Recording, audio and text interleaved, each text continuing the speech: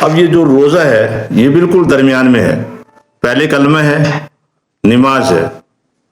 اب اس کلمے کی کیا چیز ہے؟ یہ آپ کا وہ تھیم ہے، آپ کا عقیدہ ہے، آپ کی فکر ہے۔ اس کلمے میں آپ یہی بات کہتے ہیں کہ ہم اللہ کے بندے ہیں اور محمد عربی صلی اللہ علیہ وآلہ وسلم کے غلام ہیں، اور عبادت سے آپ اللہ کی بارگاہ میں اپنی عاجزی پیش کرتے ہیں۔ اگر ہم نماز ہی کا خلاصہ دیکھیں تو سورہ فاتحہ ہماری رہنمائی کے لیے آگے بڑھ کے ہمارا ہاتھ پکڑتی ہے۔ وہ کہتے ہیں کہ دیکھیں، آپ کسی نظام کے تحت پرورش پا رہے ہیں اور وہ اللہ کا نظام ربوبیت ہے۔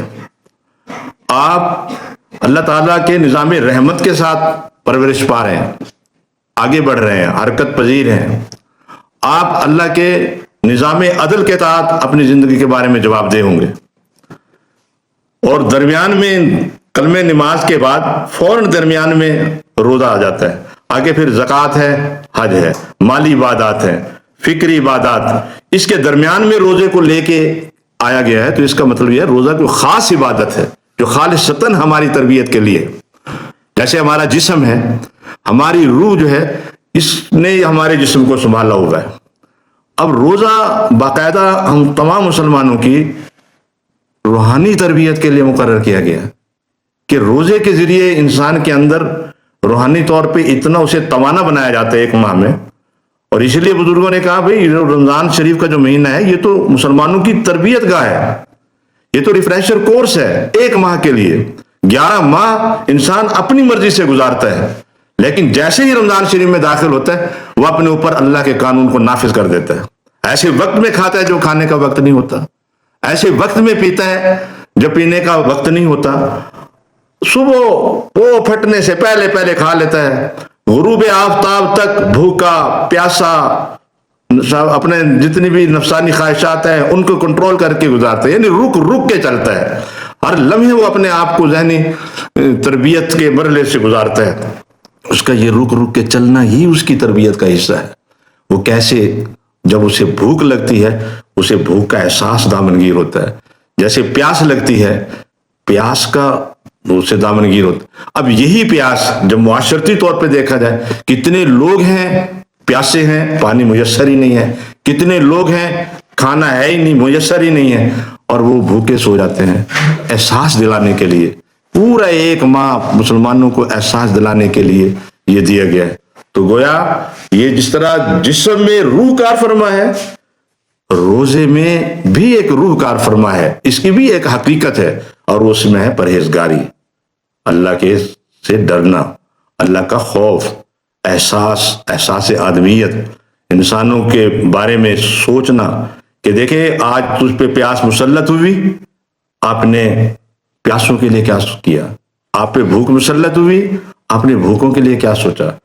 اب دیکھیں کہ آپ اپنے نفس کی تکمیل کے لیے ساری سہولیات رکھتے ہیں، کتنے لوگ ہیں جو اپنی نفس کی تکمیل کر ہی نہیں پاتے اور وہ اس دنیا سے اسی طرح گزر جاتے ہیں کہ محرومیوں کا شکار ہو جاتے ہیں۔ تو یہ تو احساس دلانے کے لیے آئیں، اس روزے کو اپنی تربیت گاہ کے طور پہ اس کو لیں، ایک ریفریشر کورس کے طور پہ لیں۔ اس میں عبادات کرنے کا مقصد یہ ہے قرآن فہمی سامنے لے کے آئیں، قرآن کو دیکھیں کہ اس میں اب سورہ فاتحہ کو دیکھ لیں۔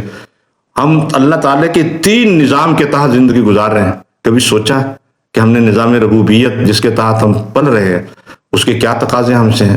کبھی ہم نے سوچا کہ نظام رحمت کے تحت ہمارے اعضاء حرکت کرتے ہیں، ہماری آنکھیں دیکھ رہی ہیں، ہمارا جسم چل رہا ہے، یہ اللہ کے نظام رحمت ہی تو ہے۔ اور پھر ہم نے اللہ تعالیٰ کے نظام عدل کا بھی سامنا کرنا ہے۔ ایسے ہی تو نہیں ہمیں ساری یہ نعمتیں اللہ تعالیٰ نے دے دی بے شمار، جن کا شمار ہی نہیں کیا جا سکتا، ان کے بارے میں ہم نے جواب دینا ہے۔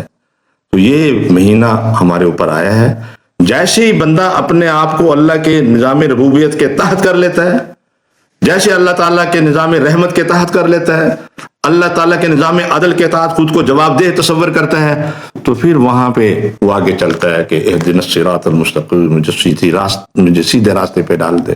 اللہ ہی سے سوال کرتا ہے، اللہ ہی بندوں کی تربیت کرتا ہے، اللہ ہی نے 11 مہینے چھوڑ کے 1 مہینے میں آپ کو پابند کیا ہے۔ اپنی اللہ کی مرضی کے مطابق زندگی گزارنے کی ایک تربیت ہے۔ آپ اس میں دیکھیں کہ کہاں تک آپ اللہ تعالیٰ کی ہم اللہ تعالیٰ کو مانتے ہیں، رسول اللہ کو مانتے ہیں، مگر نہ اللہ کی مانتے ہیں نہ رسول اللہ کی مانتے ہیں۔ اب دیکھیں ہمارا تضاد کتنا ہے، ہم اس تضاد سے بچیں۔ یہ مہینہ ہماری تربیت کے لیے آیا ہے، اس کو عادت نہ بنائیں۔ عادت میں اور عبادت میں بڑا فرق ہوتا ہے۔ عادت جو تاکوں کا بنے رسہ، اس کا ٹوٹنا مشکل، جو عادت ہو گئی پکی اس کا چھوٹنا مشکل۔ جب یہ عادت ہوگی اور عبادت نہ ہوگی تو پھر تو عادت ہی ہے، اس کا تو کوئی فائدہ نہیں ہے۔ عبادت بنائیں۔ آپ نے ثنا میں کیا کہا، آپ نے جس موعظتین کی تلاوت قرآن پاک کی، کچھ آیات کی تلاوت کی ہے، اس میں کیا ہے؟ قرآن کی ایک ایک آیت ہمیں میسج دے رہی ہے، پیغام دے رہی ہے۔ اور تو اور اللہ کا صرف ایک نام اللہ ہی ہمیں بہت بڑا میسج اور پیغام دے رہا ہے۔ اللہ تعالیٰ فرماتا ہے کہ بندو تم میرے شان الوہیت کے نتیجے میں دنیا میں آئے ہو، اور پھر ساتھ اللہ کے رحمان ہونے کی صفت یہ بتاتی ہے کہ میری شان رحمانیت نہ ہو تو تم تو حرکت بھی نہیں کر سکتے، اور پھر اللہ کی شان رحیمیت کا فرمان نہ ہو تو ہم اپنے تو فوائد ہی حاصل نہیں کر سکتے، ہم اپنی مرضی سے بول ہی نہیں سکتے۔ صرف ہاتھ کا حرکت کرنا تو کافی نہیں ہے نا، آنکھ کا دیکھ لینا تو کافی نہیں ہے نا، آنکھ آپ کی غلام بن کے آپ کے ساتھ ہے، یہ اس کی شان رحیمیت ہے۔ اللہ تعالیٰ ہمیں عمل کرنے کی توفیق عطا فرمائے، روزوں سے صحیح استفادہ حاصل کریں۔